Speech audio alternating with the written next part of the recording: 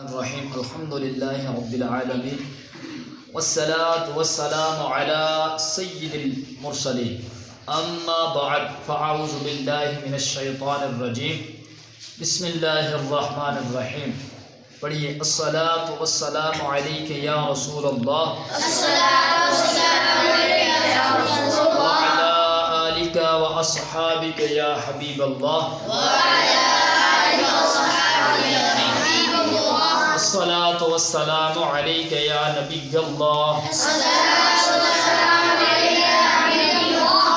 وعلی آلک واصحابک یا نور اللہ.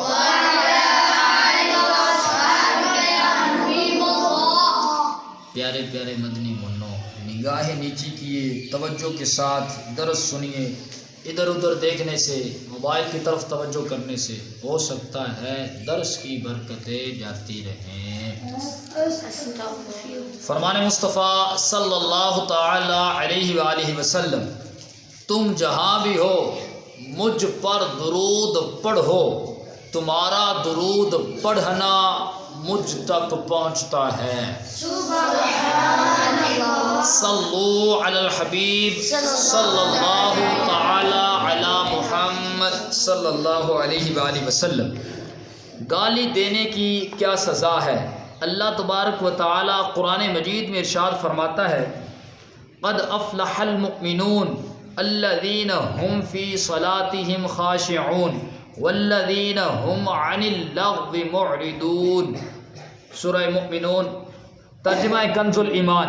بے شک مراد کو پہنچے ایمان والے جو اپنی نمازوں میں گڑ گڑاتے ہیں اور وہ جو کسی بےہودہ بات کی طرف التفات نہیں کرتے. پیارے پیارے مدنی منو، دیکھا اپنے اللہ عز و جل اچھی باتیں کرنے والوں کو پسند فرماتا ہے اور بری باتیں کرنے والوں کو ناپسند فرماتا ہے. مگر بد قسمتی سے آج کل گالی گلوچ اور گندی باتیں بہت زیادہ عام ہو چکی ہیں. بچہ ہو یا بڑا، مرد ہو یا عورت، اس بری عادت میں مبتلا ہے. بلکہ اب تو گالیاں دینا لوگوں کا تکیہ کلام بن گیا ہے. بات بات پر گالی دی جاتی ہے اور افسوس اب تو لوگوں کے ضمیر اس قدر مردہ ہو چکے ہیں کہ وہ ایک دوسرے کو گندی گندی گالیاں دیتے ہوئے ہنستے ہیں اور اسی طرح غصہ کے وقت بھی گالی گلوچ کرنا عام ہو گیا ہے. اب تو وہ دور آ گیا ہے کہ ہنسی مذاق میں بھی گالیاں بکی جاتی ہیں اور غصہ کے وقت بھی. پیارے پیارے مدنی منو، گالی دینا بہت بری بات ہے. کیا آپ میں سے کوئی یہ جرت کرے گا کہ اپنے پیر، استاد یا والد یا کسی بھی معزز شخص کے سامنے گالی بکے؟ ہرگز نہیں. تو ذرا سوچئے، ہمارے معزز و ترین پروردگار اللہ عز و جل ہمیں ہر وقت دیکھ رہے ہیں، ہر وقت دیکھ رہا ہے. غلط ہے، دیکھ رہے ہیں نہیں ہے، اللہ پاک دیکھ رہا ہے. رہے نہیں کہنا، اللہ پاک دی طرف جمع نصیگہ نہیں کرنا، واحد نصیگہ کرنا ہے. ٹھیک ہے، چلو. اور ہماری باتیں بھی سن رہا ہے، بلکہ وہ تو ہم سے ہماری شاہ رگ سے بھی زیادہ قریب ہے. تو پھر گالیاں بکنے اور گندی باتیں کرتے وقت ہمیں یہ احساس کیوں نہیں رہتا؟ چنانچہ حضرت سیدنا بشر حافی علیہ رحمۃ اللہ الکافی نہایت کم گفتگو کرتے اور اپنے دوستوں کو فرماتے، تم غور کرو اپنے اعمال ناموں میں کیا لکھوا رہے ہو، کیونکہ وہ تمہارے رب عز و جل کے سامنے پیش ہوں گے. تو جو شخص بری باتیں کرتا ہے اس پر افسوس ہے. اگر اپنے دوستوں کو کچھ لکھواتے ہوئے کبھی اس میں برے الفاظ لکھواؤ تو یہ اس کے ساتھ تمہاری بے حیائی تصور ہوگی.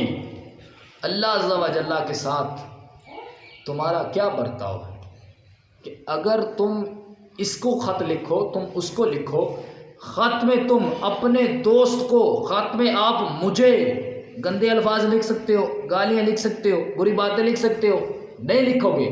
جب آپ مجھے بری باتیں نہیں لکھ سکتے تو جو مالک کائنات ہے، جو خالق ارض و سما ہے، جو بھی آپ بات کرتے ہو وہ بات فرشتے لکھ لیتے ہیں اور فرشتے اللہ پاک کے سامنے پیش کرتے ہیں۔